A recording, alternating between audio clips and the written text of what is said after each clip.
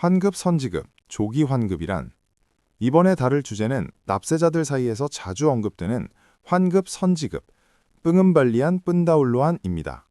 이미 개인과 법인 모두 연관소득세 신고, SPT 다운안을 마친 상황에서 신고 결과가 환급, 르비바이알인 경우 선택할 수 있는 제도 가운데 하나가 바로 이 환급 선지급 제도입니다. 검사 및 조사를 통한 일반 환급과 달리 환급 선지급은 세무조사가 아닌 연구 검토 및 연구 조사만으로 환급이 이루어지는 제도입니다. 환급 선지급은 납세자의 법적 위험도와 성실도에 기반하여 과원합 세액을 먼저 돌려주는 제도이며 관련 규정은 PMK 119 다운 2024에 명확히 규정되어 있습니다. 이 규정에는 환급 선지급의 대상, 요건 및 절차가 구체적으로 정리되어 있습니다. 환급 선지급은 크게 세 가지 유형이 있습니다. 첫째, KUP법 제17C에 따른 특정 기준을 충족하는 납세자입니다. 이는 이른바 모범 납세자에 해당하며 최근 3년간 연간 신고를 지연하지 않았고 월별 신고도 대부분 기한 내에 제출했으며 조세범 처벌 이력이 없고 체납이 없거나 분할 납부 승인을 받은 경우에 해당합니다. 또한 반드시 세무당국으로부터 해당 자격을 인정받는 결정서를 받아야 하며 정해진 기한 내, 즉 1월 10일까지 신청해야 합니다. 둘째, KUP법 제17D에 따른 특정 요건을 충족하는 납세자입니다. 이는 환급 금액의 상한이 있는 경우로 개인 납세자는 최대 1억 루피아, 법인은 최대 10억 루피아, 부가가치세 과세사업자, PKP는 최대 50억 루피아까지 환급 선지급을 신청할 수 있습니다. 셋째, 부가가치세법 제9조 4C에 따른 저위험 PKP입니다. 이는 연간 신고가 아닌 월간 부가가치세 신고 SPT 마사 빼뺀을 기준으로 일정 요건을 충족하는 저위험 사업자에 한해 적용됩니다.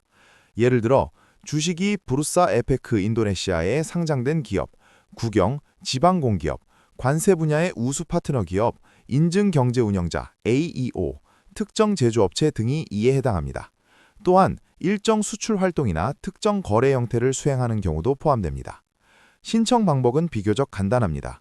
별도의 복잡한 신청서를 제출할 필요 없이 SPT를 제출할 때 환급, 리스트 투 C 항목을 선택하고 그 아래에서 환급 방식을 선택하면 됩니다.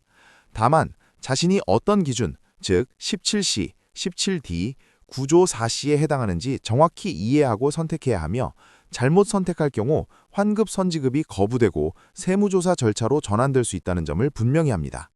처리 기한은 개인의 경우 완전한 신고서가 접수된 날로부터 15영업일, 법인의 경우 1개월 이내입니다.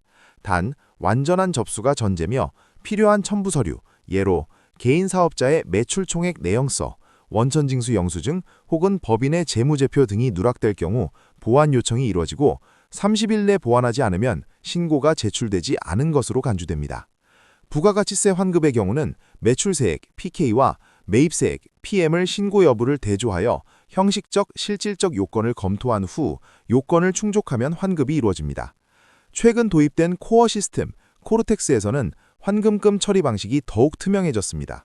환급금은 다른 세금 채무에 충당하거나 세금 전용 예치금, 데포짓 바작으로 전환하거나 납세자 본인 계좌로 환급받을 수 있습니다.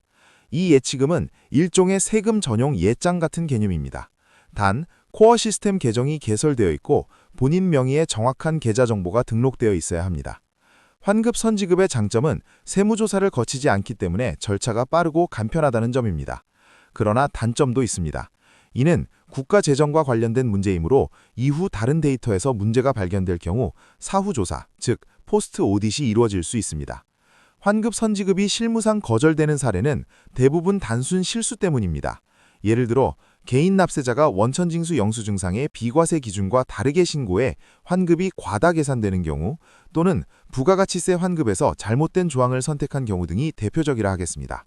마지막으로 납세자의 권리를 주장하기 위해서는 먼저 의무를 성실히 이행해야 합니다.